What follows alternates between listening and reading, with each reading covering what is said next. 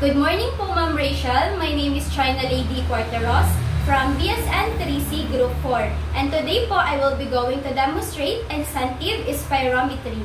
So, I have here a patient po, and the whole procedure po, siya na po yung magiging kausap ko po.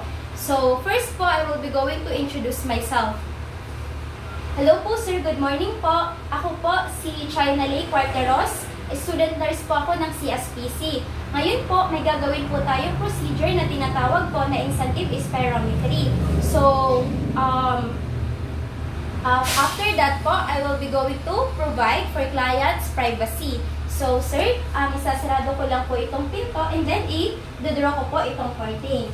Then, after that po, I will be going to verify the physician's order and then identify the patient using two identifiers, which is his name po and then the birthday.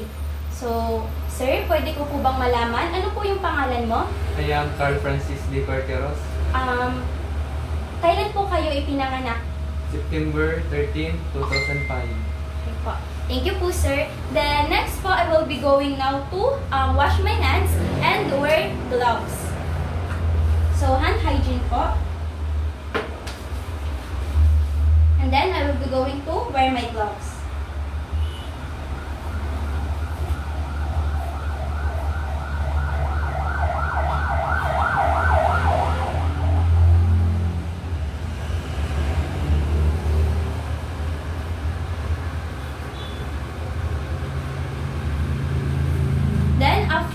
Wearing these gloves po, I am going now to assemble the incentive spirometry. So, I have here po the incentive spirometry. So, assume po na bago pa po ito and then I will remove it from the plastic po. So, after removing it from the plastic, I will be going now to attach ito pong mga tube or itong tube po. So, i-attach ko po itong tube dito po sa may spirometry.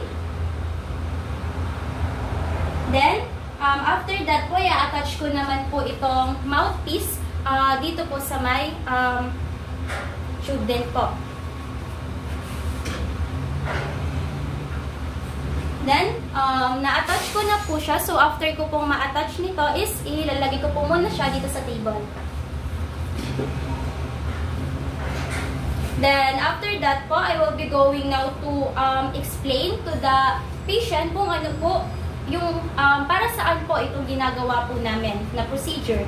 So, sir, ito pong gagawin natin procedure, ginagawa po natin ito para po ma-check po yung lungs nyo po, para din po ma-monitor din po yung paghinga nyo po, kung nahihirapan po ba kayo sa paghinga, and then para din po malaman natin or matanggal po natin kung may mga secretion po ba kayo sa baga nyo po. Okay lang po ba yon? Okay lang. Okay. So, inaasahan ko po, sir, ang inyo pong kooperasyon dito po sa gagawin nating procedures. Then, next po, I will now going to position the client. Position the client based po sa condition na naayon po sa kanya. So, pwede po si patient na naka-sit lang po, and then pwede din pong naka-semi-fowler or high-fowler position. So, in his case po, okay na po kay sir na nakaupo po. So, after that po, I will now going to auscultate the patient.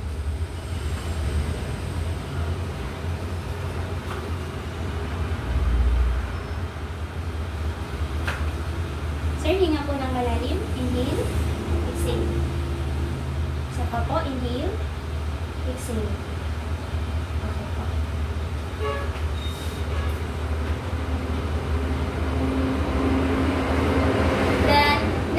I-instruct ko na po si patient kung ano po yung gagawin naming procedure using this spirometry. So, gamit po ito, sir, ang gagawin niyo po ay mag-i-exhale po kayo. Ganun po, exhale. Pagkatapos po, after that, ilalagay ko po itong mouthpiece sa may bibig niyo po. Kakagatin niyo po ito gamit po ang inyong ngipin at inyong lips. Opo. Tapos, after that po, parang ihigupin niyo po or mag-i-inhale po kayo. Higupin niyo po siya. Tapos, pagkatapos niyo po siyang mahigop, magbibilang po tayo ng, sabihin natin, i-hold natin siya ng 3 seconds, then magbibilang po tayo nun. Tapos po, after po nun, magre-relax relax po tayo. Tapos, tatanggalin ko na po itong mouthpiece sa bibig niyo po. Okay po? Okay po. So, sir, exhale po. Lagay ko po. Higup po. 1, 2, 3. Relax. Okay po. Tawan ko lang po. Tatanggalin ko na po. Yan. Then, after that po, pwede pong using that na ayon po sa achieve level kung hanggang saan po yung naano ni patient. Kailangan i-take note po natin yon. So, ito pong color green is 1,200. Then, ito naman pong orange is 900. And then, ito pong blue is 600. So, kailangan i-take note po natin kung ilan po din yung naano ni patient. So, this contain po 10 deep inhalation followed by 3 to 5 normal breathing cycle. Then, after that,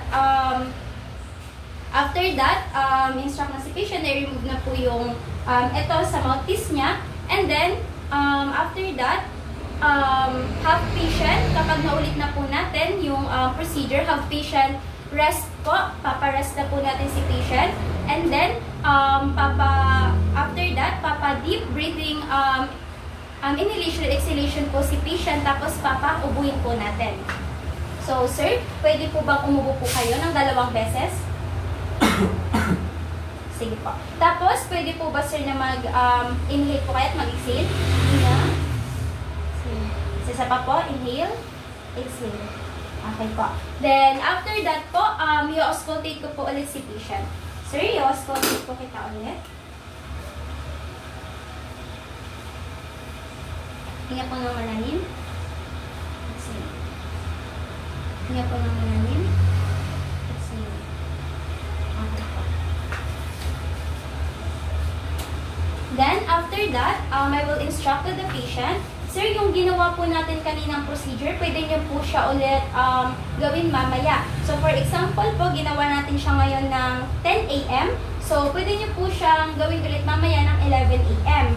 Tapos po, sir, mamaya kayo na lang po mag-isa ang gagawa nun. Kaya po, kung may katanungan po kayo, or kung may hindi po kayo nalinawan sa ginawa natin procedure kanina, pwede niyo po sa akin yun itanong. Para mamaya po, magawa niyo po siya ng maayos.